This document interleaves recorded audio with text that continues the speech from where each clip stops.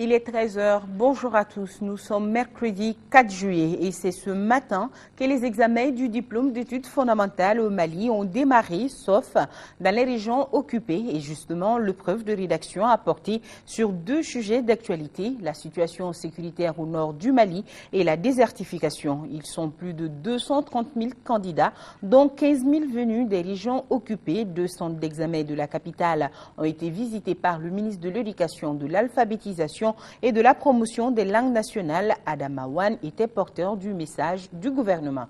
Mohamed Diarra l'a suivi. La rébellion au nord du Mali, la question s'invite dans l'examen du diplôme d'études fondamentales d'EF.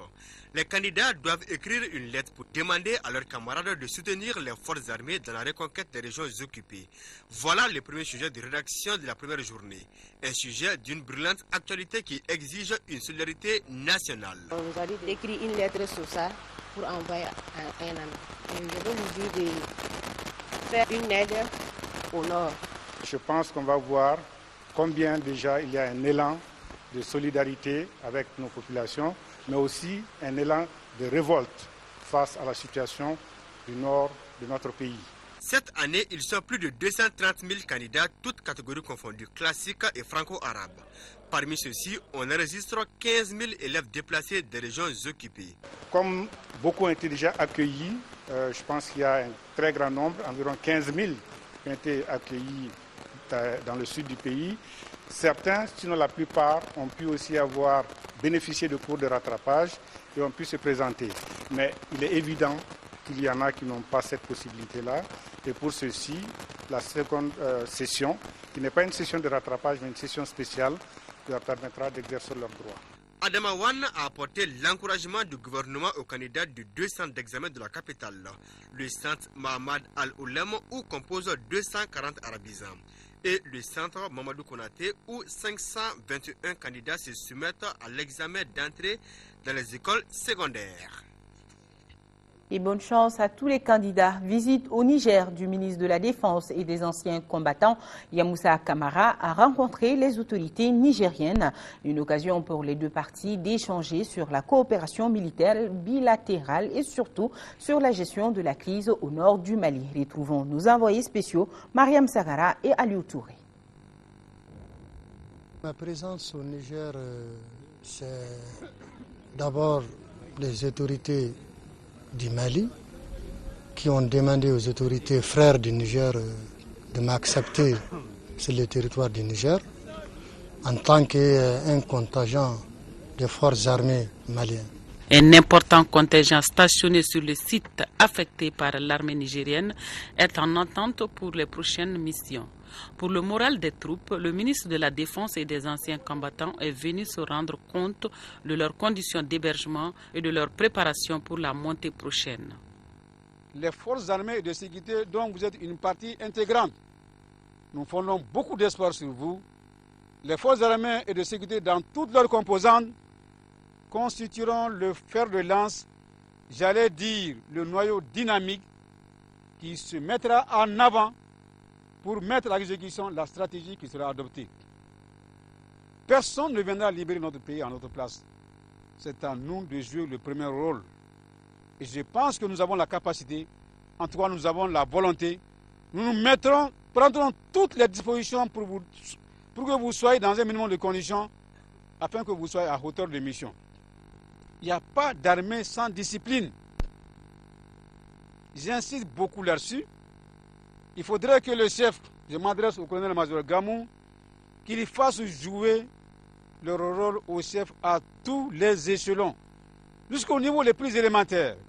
Pour ce faire, donc, il faudrait que le détachement qui est là, il y a un détachement très important, soit articulé jusqu'au niveau de la cellule élémentaire. Quant au colonel-major Elhaj Gamou, il a prôné l'unité de tous les militaires afin de redonner aux Maliens la stabilité du sud au nord.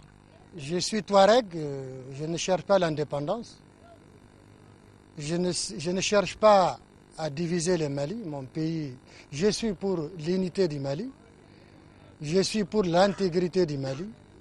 Je ne cherche pas à appliquer la charia au Mali. Voilà ma position par rapport à tout ça. Je suis prêt en tout cas à servir mon pays. Mon message vraiment c'est de demander à tout le monde de faire un effort pour qu'on puisse vraiment sortir de cette crise. La souffrance dont notre population aujourd'hui vraiment au nord du Mali, il fallait que vraiment chacun fasse un effort, qu'on fasse un effort pour qu'on puisse se donner la main, avoir le courage et pour vraiment aller sur le terrain très rapidement. Les hommes stationnés au Niger n'ont qu'un désir, retourner aux côtés des autres militaires pour la sauvegarde totale du Mali. Il y a le Mali et puis c'est fini. Après le Mali, il y a Foy, il y a la mort seulement. C'est le Mali et le Mali, jusqu'à la mort. Je suis né là-bas, je vais mourir là-bas. Inch'Allah, biznillah, on va récupérer notre territoire que des voleurs ils ont récupéré. Le Mali compte au sein de son armée tous les groupes ethniques prêts à le défendre. Voilà, comme vous l'avez constaté, c'était plutôt là la visite du ministre Yamoussa Kamara aux militaires maliens stationnés au Niger, des militaires qui ont réaffirmé leur attachement à l'armée malienne et à la cause nationale. Toujours hors du Mali, où le ministre d'État, ministre des Affaires étrangères et de la coopération internationale poursuit sa visite de travail en Algérie. Sadio Lamine Sow a été reçu lundi par le Premier ministre algérien Ahmed Ouyaya. Il a été notamment question de la situation dans le septentrion de notre pays et de la coopération bilatérale. Le point, c'est avec Modibo Marikou. Le ministère des Affaires étrangères à la primature de l'Algérie en passant par l'ambassade du Mali, on peut dire sans risque de se tromper que le ministre d'État, ministre des Affaires étrangères et de la coopération internationale a dédié ses deuxièmes jours de sa visite en Algérie aux rencontres. D'abord, tôt le matin, le ministre Sow, accompagné de celui des Affaires maghrébines africaines, a été reçu en audience par son homologue des Affaires étrangères algérien. Même si rien n'a filtré des échanges, on imagine aisément qu'il a été question du compte rendu de la séance de travail tenue 24 heures plus tôt. Dans l'après-midi, à la primature, le ministre Sow a été reçu par le Premier ministre d'Algérie, Ahmed Ouyaya. L'Algérie est un pays du sang. C'est un partenaire important pour nous. Et qui soutient nos efforts, qui soutient le gouvernement. Il était donc important que je puisse échanger avec le Premier ministre des perspectives maintenant. Et c'est une tournée excellente. Je suis satisfait de tous les entretiens que j'ai pu avoir. Nous avons beaucoup avancé et c'est une situation que le Mali connaît depuis déjà quelques mois, qui a été évoquée et qui a été au centre de nos discussions. Juste avant cette rencontre, le ministre Sow s'est rendu à l'ambassade du Mali en Algérie. C'était pour s'enquérir sur place des conditions de travail des employés de la représentation nationale. L'ambassade du Mali en Algérie et la résidence sont, il faut le signaler, des biens propres de notre pays. Inaugurés en 2010, les locaux beaucoup plus commodes depuis offrent selon les travailleurs un cadre agréable dans l'exécution des tâches de tous les jours. Une ambassade comme bien propre est un investissement pour l'avenir, mais elle est surtout un objet légitime de fierté pour les Maliens vivant en Algérie. Partons à présent à Abidjan, en Côte d'Ivoire, où se poursuivent également les travaux de la table ronde des bailleurs de fonds. C'est sur le financement du programme économique régional de l'UEMOA. L'UEMOA et ses partenaires, notamment la BOAD, vont partager avec les bailleurs de fonds internationaux la stratégie régionale d'accélération de la croissance afin de requérir leur soutien pour le financement du programme. Sidiki Dambélé et Idrissa Traoré sont nos envoyés spéciaux à Abidjan. C'est une table ronde de l'UEMOA avec un objectif unique et clair, mobiliser, tenez-vous bien, 4400 milliards de francs CFA en 2 jours auprès des partenaires techniques et financiers de l'Union. Un montant qui servira à la mise en œuvre de la deuxième phase du programme économique régional.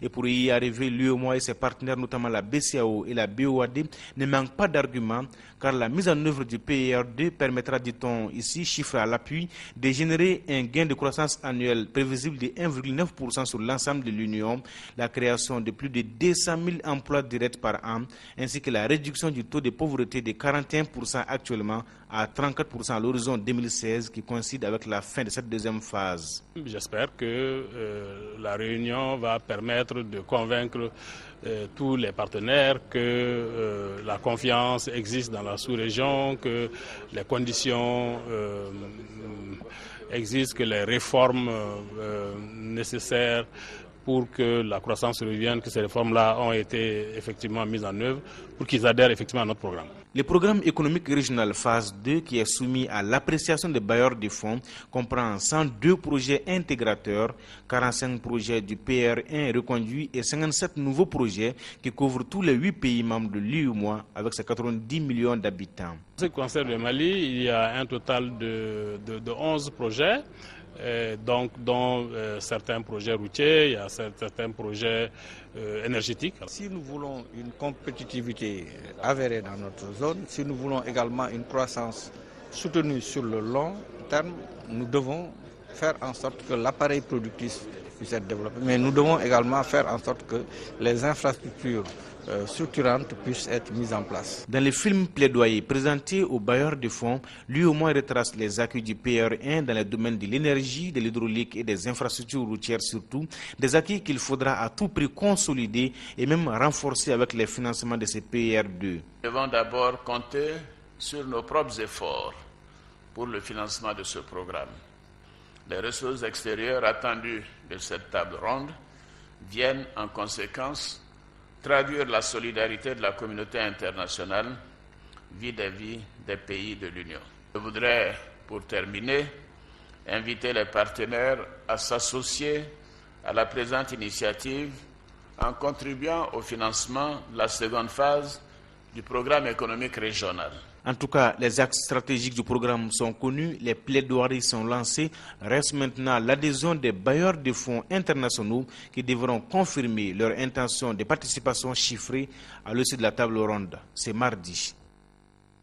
Ici à Bamako, conférence de presse de la compagnie Air Mali SA, la compagnie aérienne risque de ne plus assurer son programme de vol depuis les événements du mois de mars dernier. Elle a perdu plus de 2,5 milliards de francs CFA. Pour sortir de cette situation difficile, Air Mali propose un plan de sauvetage. Quel plan de sauvetage? La réponse avec Tamsir Djabati. La perte en chiffre d'affaires pour la compagnie représente en moyenne par mois 140 millions de francs CFA. La compagnie aérienne Air Mali n'est pas en phase du déclin, mais elle traverse une période difficile et très difficile. Pour preuve, l'arrêt de contrats de prestations et restructuration du réseau de compagnies et une baisse considérable de la part du marché. Encore, la répercussion des récents événements sur les activités économiques au Mali. Les événements qui se sont succédés depuis sont venus aggraver la situation de la compagnie. Nous avions réduit le réseau de la compagnie en essayant de maintenir le maximum de lignes possibles, en fermant certaines destinations et en réduisant les fréquences. Malgré ces différentes mesures, la compagnie s'est retrouvée au mois d'avril, au mois de mai, en situation économique très difficile. Face à une situation exceptionnelle, il faut nécessairement une solution exceptionnelle. Air Mali adopte donc une nouvelle stratégie. Cela s'appelle le plan de sauvetage, un plan reparti en 3 axes stratégiques. Le programme de vol, l'effectif des employés et la flotte. Nous avons dû réduire la flotte de la compagnie et le réseau. Depuis le 11 juin 2012, nous opérons donc un avion, CRJ 200. Nous avons dû arrêter 3 avions de la compagnie et nous opérons comme destination les plus proches de Bamako, à savoir Abidjan, Conakry et Accra dans un premier temps. Malgré tout, le directeur général de la compagnie Air Mali rassure les journalistes que les solutions ne manqueront pas. Cette conférence de presse à l'allure d'un cri de cœur aura regroupé une 50aine de journalistes. Écho de nos régions avec d'abord à Caille cette réunion de concertation régionale sur la mise en œuvre du plan de campagne agricole 2012-2013. Mettre tous les acteurs de la production agricole au même niveau d'information pour assurer une meilleure exécution des activités, tel était l'objectif de la rencontre. Idrissa Goulou Sissoko, les détails. La région de Caille connaît une situation alimentaire et pastorale difficile qui a été aggravée par l'arrivée des déplacés du Nord et des transhumants mauritaniens, ce qui a provoqué une hausse des prix des céréales de 100 à 150%. Dans certaines localités, le sac de 100 kg de sorgho est vendu à 27 000 francs CFA. Faute d'aliments bétail, des éleveurs sont obligés de vendre les animaux à vil prix, soit 10 000 francs CFA pour un bovin. Pour faire face à la situation, les autorités ont identifié et appuyé les communes en difficulté alimentaire. la distribution gratuite de 28 472 tonnes de céréales et la vente à prix modéré de 22 597 tonnes dans les 67 communes en difficulté alimentaire, la vente à prix modéré de 6 070 tonnes dans les 13 communes en difficulté économique. Les partenaires techniques et financiers appuient les actions du gouvernement par la distribution gratuite de céréales, de semences et d'aliments bétail. Au cours de cette rencontre, le PAM, Oxfam, la Croix-Rouge et les ONG ont tous fait des communications sur les activités qu'ils ont menées. Mais ils interviennent de façon disparate, d'où la nécessité de fédérer les énergies pour un meilleur résultat sur le terrain. Et pour assurer qu'il y ait une bonne concertation au niveau de la stratégie, au niveau de la planification, au niveau des interventions, des couvertures géographiques et aussi au niveau de la mobilisation des ressources et du reportage et du suivi, qu'on ait une concertation par secteur. À l'issue des échanges, il a été décidé de mettre en place un cadre de concertation pour mieux coordonner les actions humanitaires.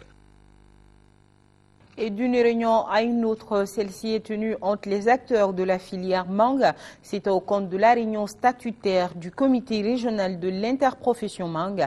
L'ordre du jour portait sur la lecture et l'adoption du dernier procès verbal ainsi que sur les activités menées par les acteurs de la filière mangue. Seydou Traoré. La réunion statutaire du comité régional de l'interprofession mangue est un cadre idéal pour les acteurs de la filière mangue d'expliquer le chantier battu, les activités en cours, les perspectives et de recueillir les préoccupations des hommes et femmes évoluant dans la filière. Dans un idéal de donner plus de tonus aux accueils du moment, les responsables de l'interprofession mangue de Koulikoro sont venus expliquer aux représentants des 5 familles professionnelles de la mangue les démarches menées pour la mise en place du bureau national, les visites de terrain effectuées dans le cadre de l'élaboration du plan d'action et l'identification des liens de collaboration entre les différentes familles professionnelles. D'abord, c'était l'information, la sensibilisation.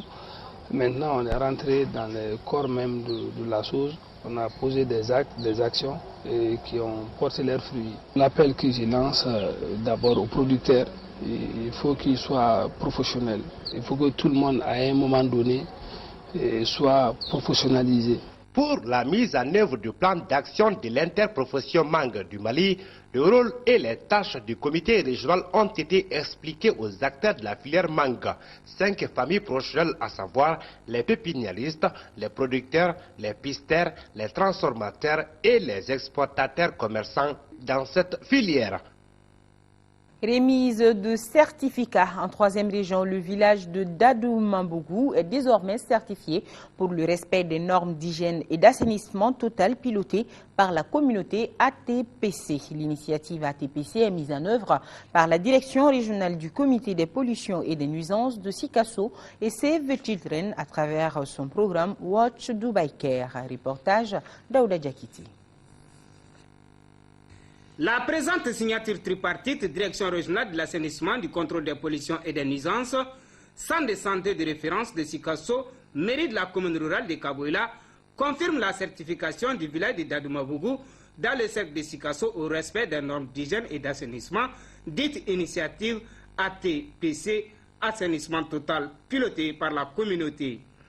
Cette initiative mise en œuvre conjointement par le service régional de l'assainissement et l'ONG Save the Children à travers le programme Wash Dubai Care, financé par les Émirats Arabes Unis pour la dotation des écoles du Mali en infrastructures d'eau, d'hygiène et d'assainissement pour l'amélioration de la performance scolaire. Après les ouvrages d'assainissement que nous avons vus, ces ouvrages d'assainissement nous permettent d'atteindre un objectif principal que vise la TPC. D'ici 2014, nous pensons que les 130 villages, tous les 130 villages, les enfants seront justement à un niveau de compréhension justement des questions d'eau, d'hygiène et d'assainissement au top.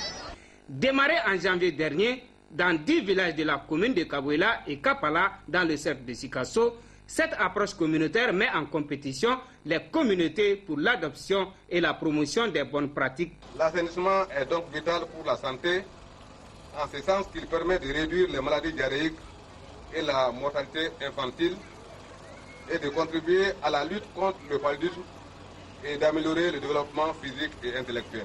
Le sketch de sensibilisation des élèves, la remise des cadeaux et la découverte de la plaque ont été les temps forts de certification de Dadouma Bougou. Et c'est tout pour ce journal. D'autres informations, c'est dans les éditions du soir avec Dey Sissoko. Je vous dis bon appétit et bonne suite de programme à notre compagnie. Merci aux populations du nord du Mali vivant sous occupation. Nous sommes de cœur et d'action avec vous. On ne vous oublie pas.